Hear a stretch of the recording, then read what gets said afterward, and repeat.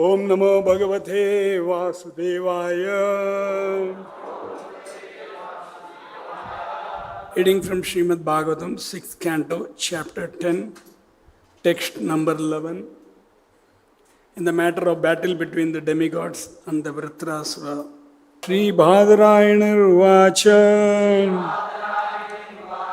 Evam Krito Vyavasito Dadyan Atar Vanastanu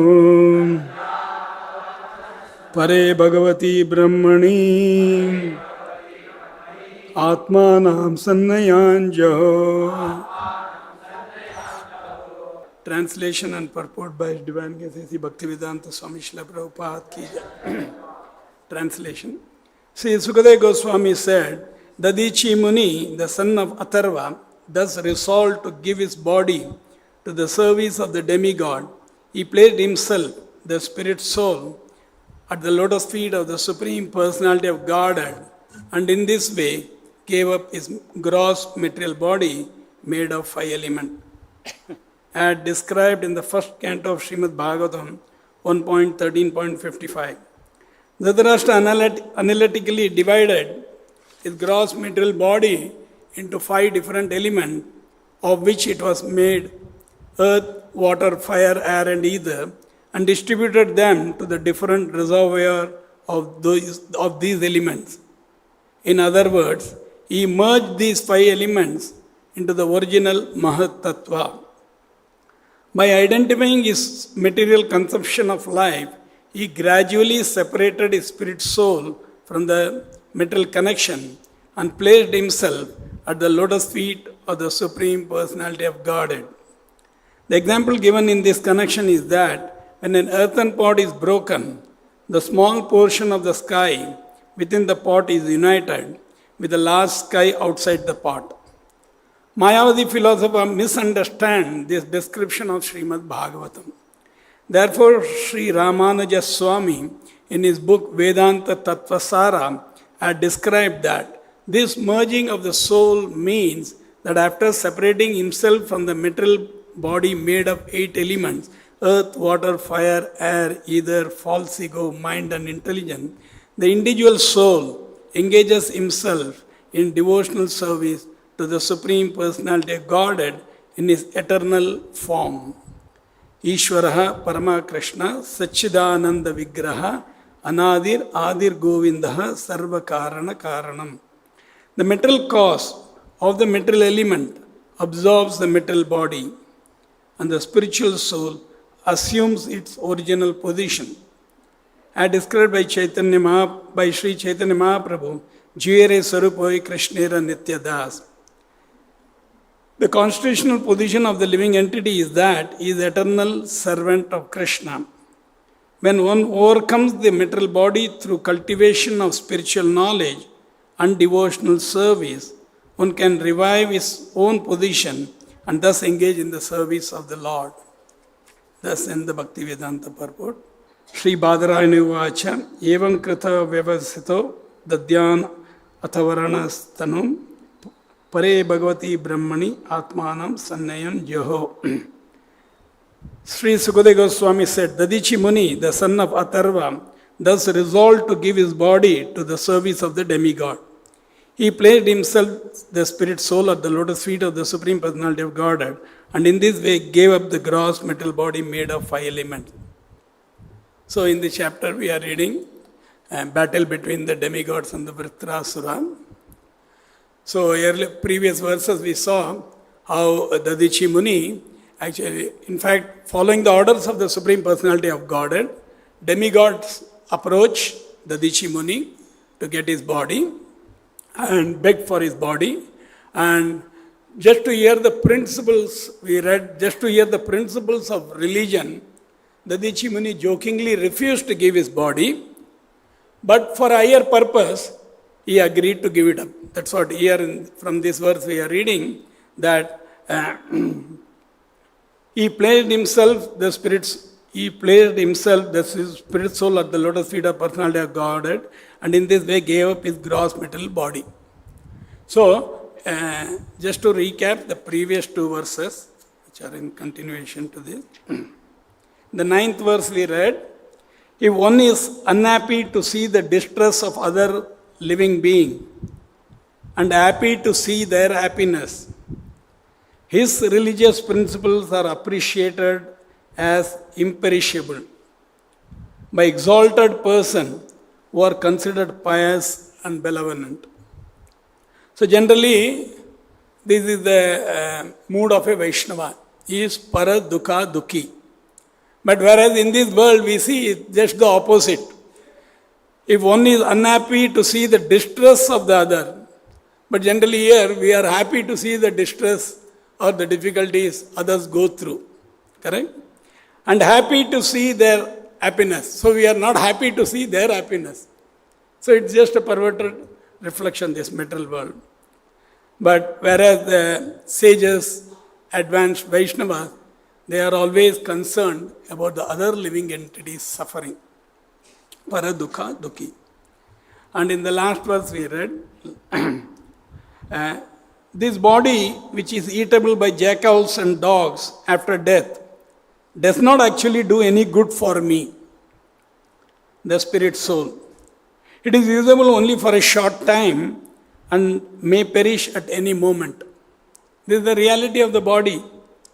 We will give up this body at any time. The body and its possession, its riches and relatives must all be engaged for the benefit of others.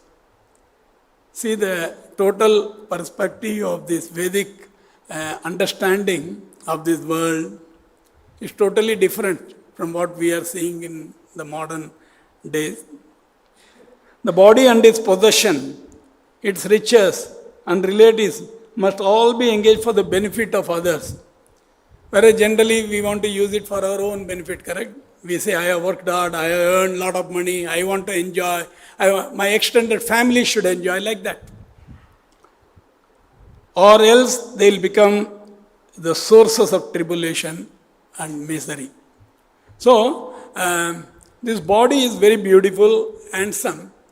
Prabhupada explained, because of the presence of the soul. The moment the soul leaves this body, handsome person, a beautiful woman was attracting so many people, all become null and void. Nobody wants to see that. Correct? So that is the nature of the body. See, just like as a fundraiser, as a book distribution, when you go out, we go and ask somebody to give some money for life membership or something like that, correct? We have to go and preach, and the long time they give and all. So we ask for some money, okay, they will give it away so that they will not bother them again. But here, what the demigods are asking, Dadhici Muni to give his body, his own life. So nobody wants to part away his body, correct? We are so concerned, we are careful, we take so much care, attention. But not only us, human being, even the animals. If they are in trouble, if they are in difficulties, they also have their way of defense and protection and all these things. But the reality is, one day we have to give up this body. Today, tomorrow, or after 50 years, or after 100 years, Prabhupada said, we have to give up this body. And once it is given up, like in the previous verse we saw, it is eaten away by jackals and dogs. That is the leftover of the body. So according to ritual, religion, according to the convention, body we all know is burned, or body is thrown away, or body is buried. When it is burned, it becomes ashes and goes to the earth. When it is buried, again all the Panchabhuta, earth, water, fire, air, ether, our body is made of these 5 material elements. It goes and merges in the earth. Or if somebody is really like Parsis and all, they throw the body after death. So when you throw the body, some animal, jackal, dog, they'll eat. They'll pass the stool and again it goes to. So that is the end result of this beautiful and handsome body. This is what Shastra says. So, therefore in the Vedic literature, They were having this transcendental knowledge. They were not afraid of death. But today we are seeing like wars are going on here and there. India-Pakistan conflict is going on. Everybody is concerned actually what will happen. Correct? So, because we want to take care of our body, our extended family members, we are more concerned with this. So, this is the reality. So, Prabhupada gives the example of even our former Prime Minister, first Prime Minister, Jawaharlal Nehru. When he was very old, his health was failing. Still, he went to the riverside to keep up his body fit so that he can administer. He was a Prime Minister, very powerful position, correct? So it will be gone. So he went, he came back, then he died, and that's it. So, very important thing is that Prabhupada says that we should be very much concerned about the spirit soul. Body is perishable, body will be gone one day or the other. So we should be concerned about this soul, how the soul can be benefited. The whole of Bhagavad Gita, from the 2nd chapter, Krishna is speaking about that to Arjuna. Particularly in the 8th chapter of the Bhagavad Gita, Attaining the Supreme, if we read verse after verse, we are all familiar with these verses. I'll just read the translation of 2-3 verses. 8.5, Anthakalecha mam evam smaran mukta kalevaram. And whoever at the end of his life quits his body, remembering me alone. So we should remember Krishna only alone. Krishna is speaking to Arjuna. So he is telling, we should remember me alone. Today what is happening? We remember so many other things. About our bank balance, about our will, about our children, all these things. Then Krishna says, alone, at once attain my nature. Of this there is no doubt. So Krishna's nature is pure. So if we remember Krishna, that antakale chamam evam smaranam. So 3-4 verses, the same word Krishna is again and again banging on remembering. Next verse, again famous verse, yam yam vapi smaran bhavam. Tvajati ante kalevaram tam tam eveti kauntaya sada tadbhava bhavita. Whatever state of being one remembers, when he quits his body, O son of Kunti, that state he will attain without fail.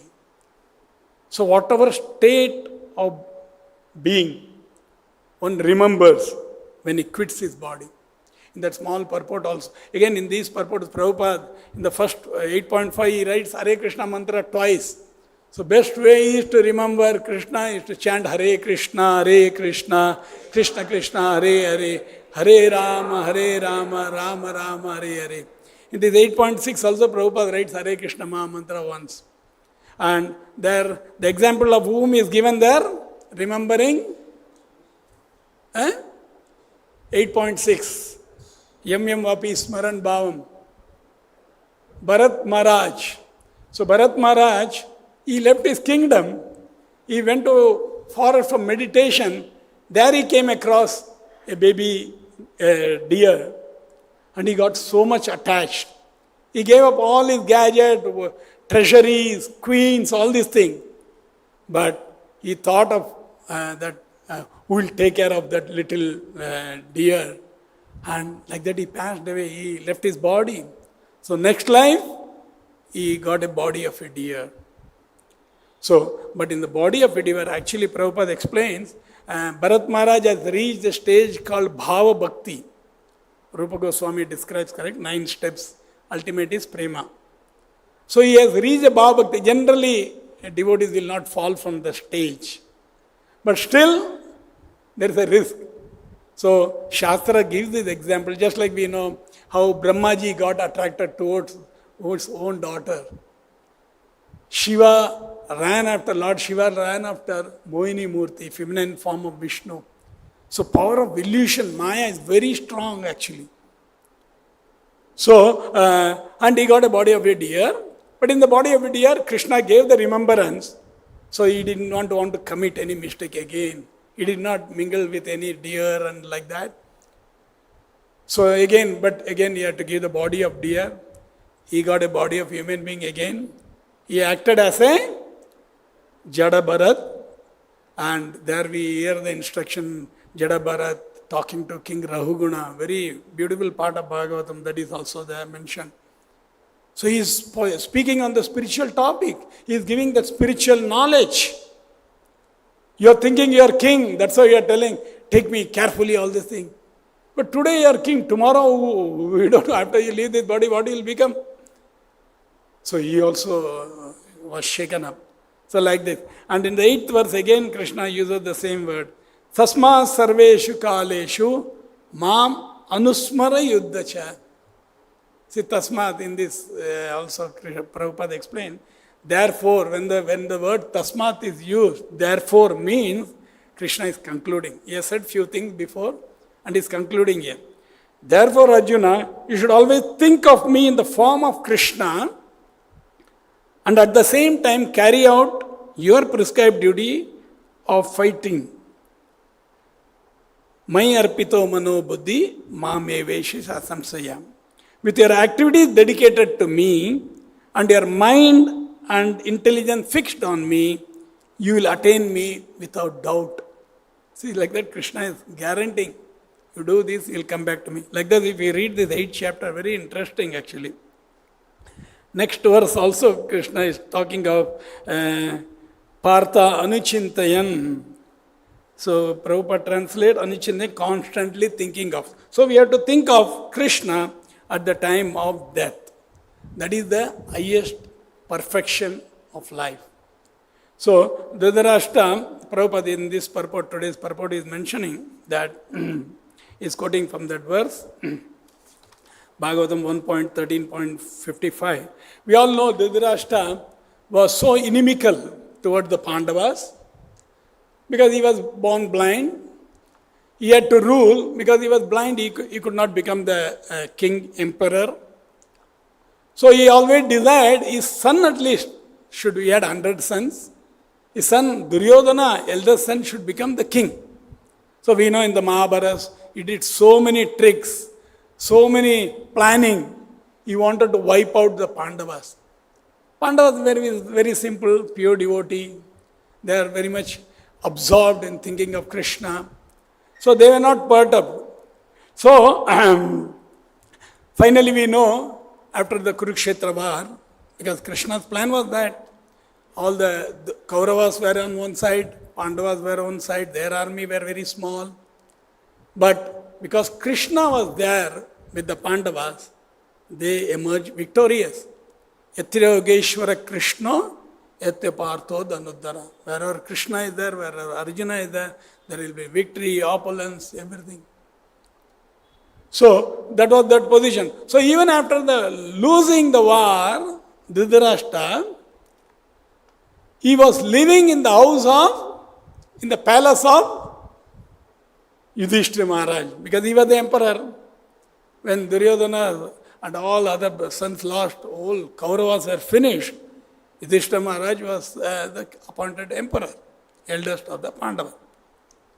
So there he was staying in the palace of Yudhishthira Maharaj, and we also know how Vidura didn't participate in this war. He just went out for a pilgrimage, and he came back actually to give the knowledge of self-realization or God realization.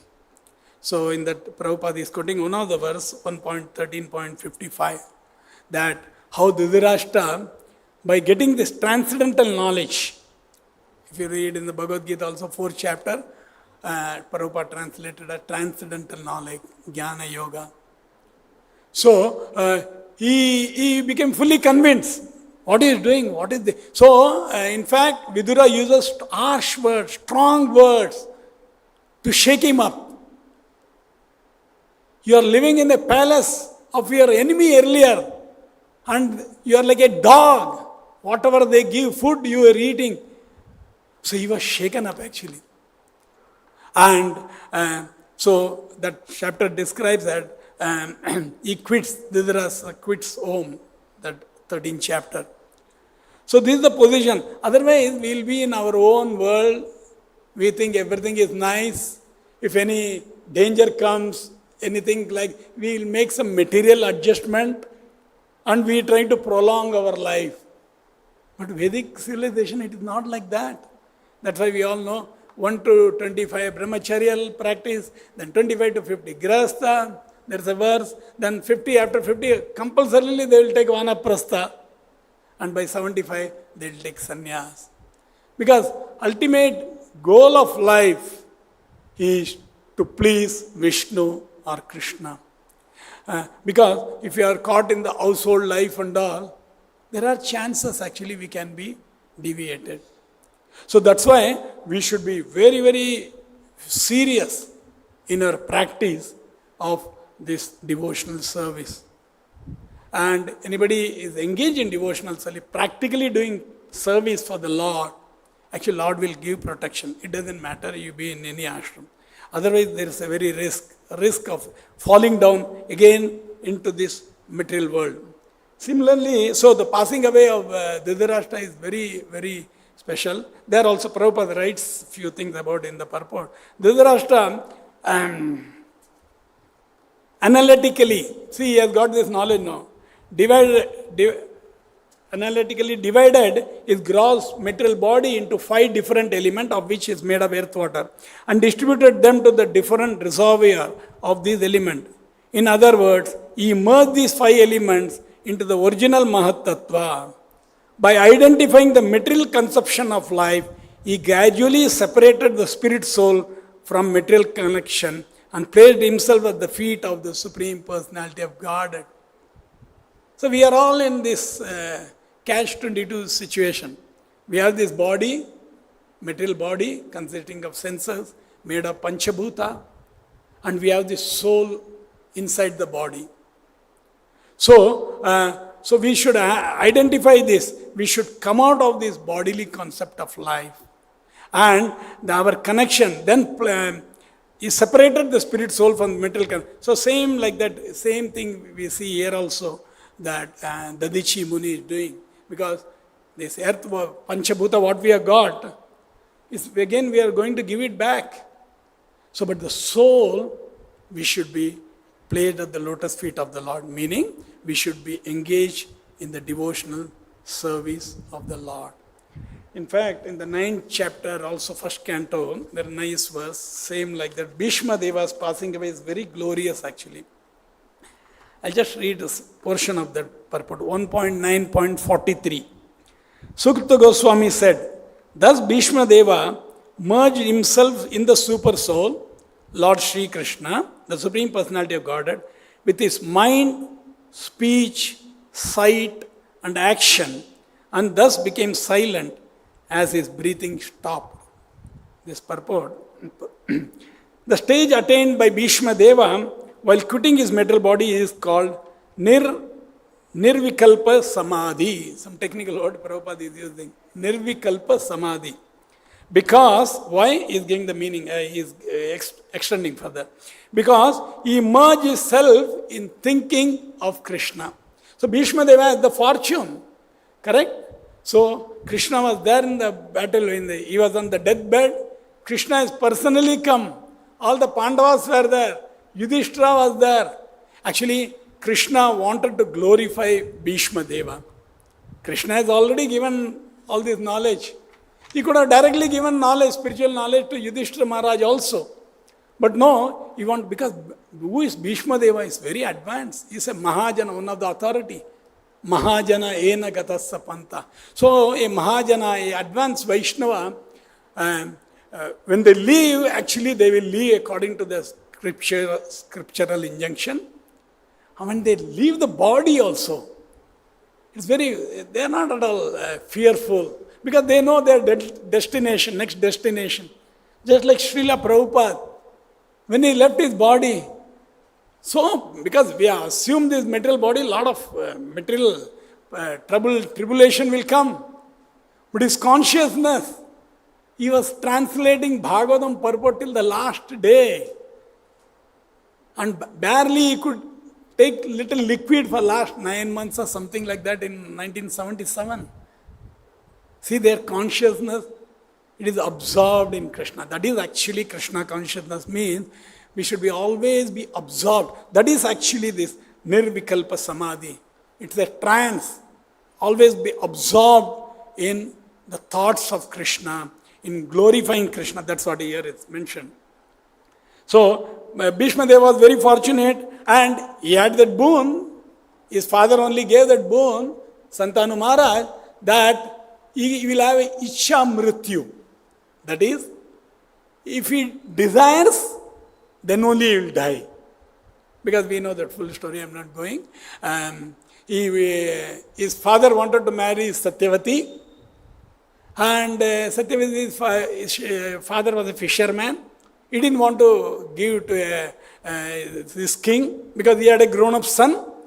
So he will inherit. So all these details, it's mentioned in the scripture. So Prabhupada in that context also says, Bhishma Deva goes to this fisherman and canvas and is begging this fisherman to give the Satyavati to Bhishma Deva. So Bhishma Deva was very pleased. And that's the Bhishma means who is very serious. That's why he's a Naistiki Brahmachari. He's very strong, very determined, very serious.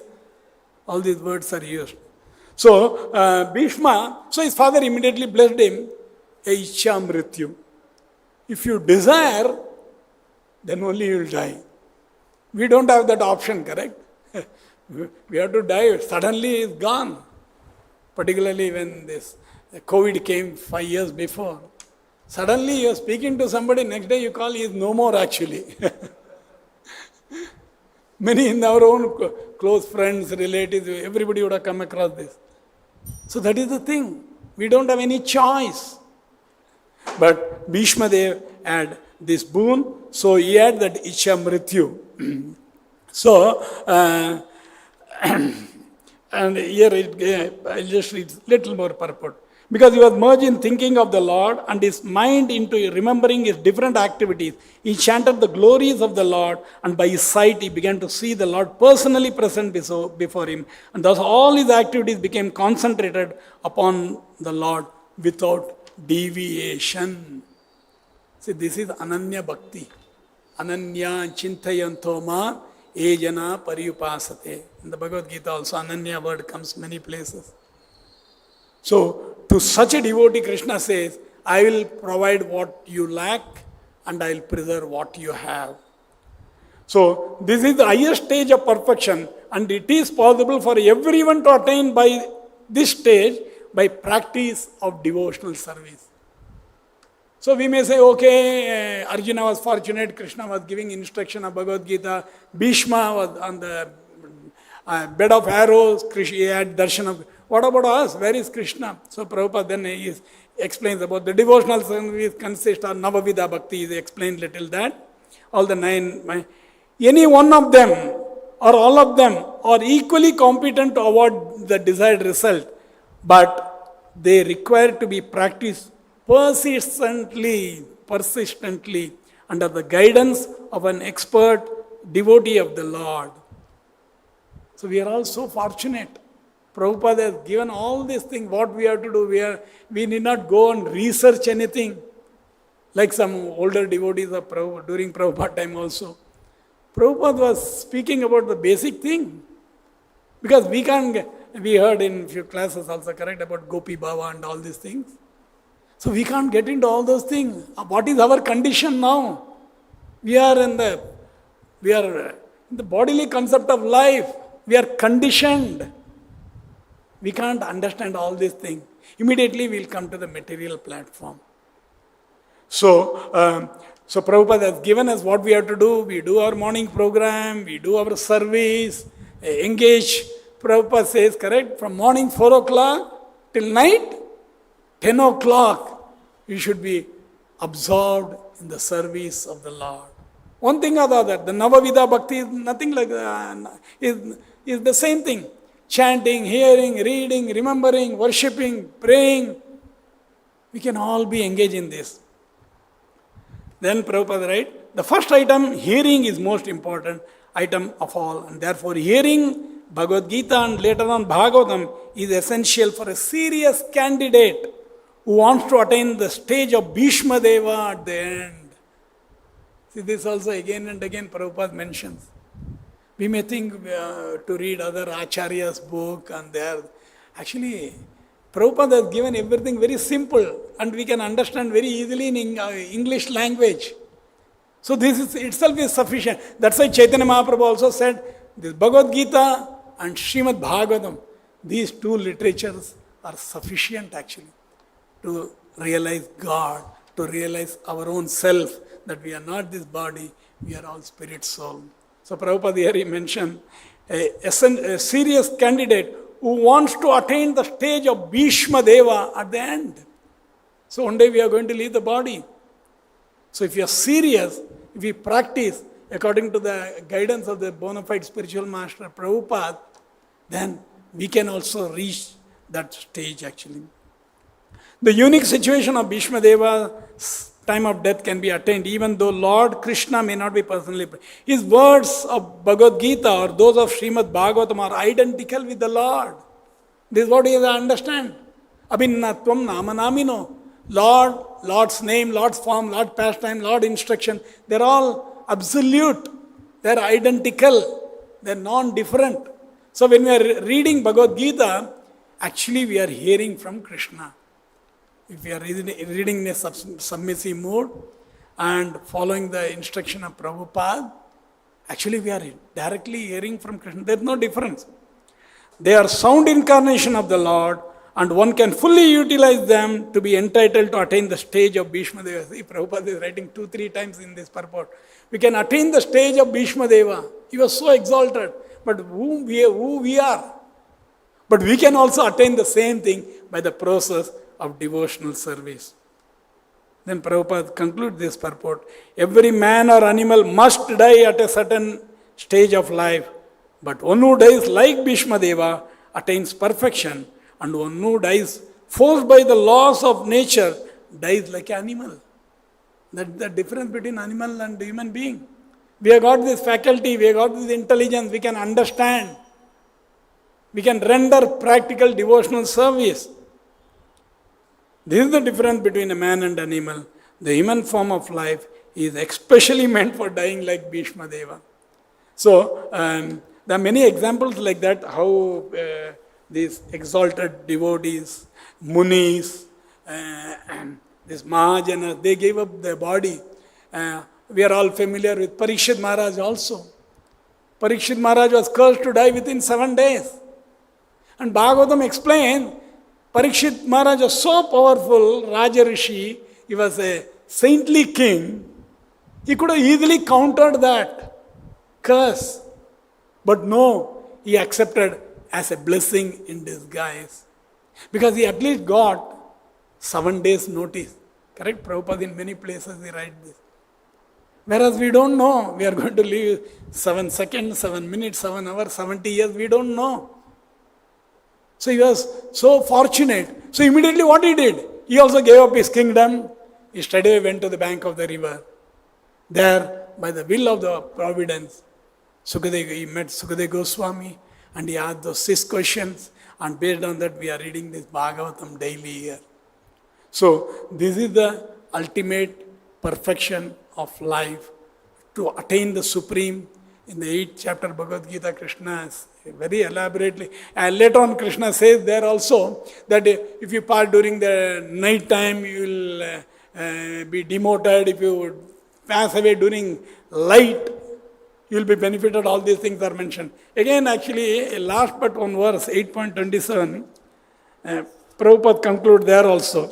But for a devotee, because devotee is always constantly is in touch with Krishna by one of the different angas of devotional service. So for him it doesn't matter. So 27th verse Krishna says, the devotees who know these 2 paths, because passing during daytime and night, it's mentioned earlier verse. O Arjuna, are never bewildered. They are always fixed in devotion. So, Even Prabhupada in the purport, the devotee should be firmly established in Krishna consciousness and chant Hare Krishna. You should know that the concern over either of these two paths are double.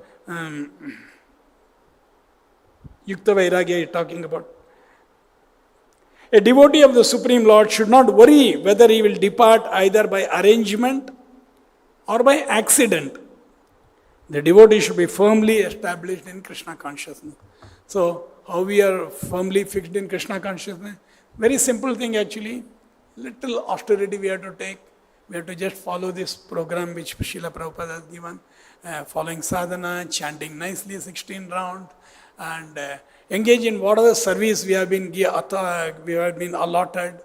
And just doing that service, actually we can achieve the stage of these exalted devotees. So these are some of the points. I'll stop here. Granthara Srimad Bhagavatam ki, Srila Prabhupada ki.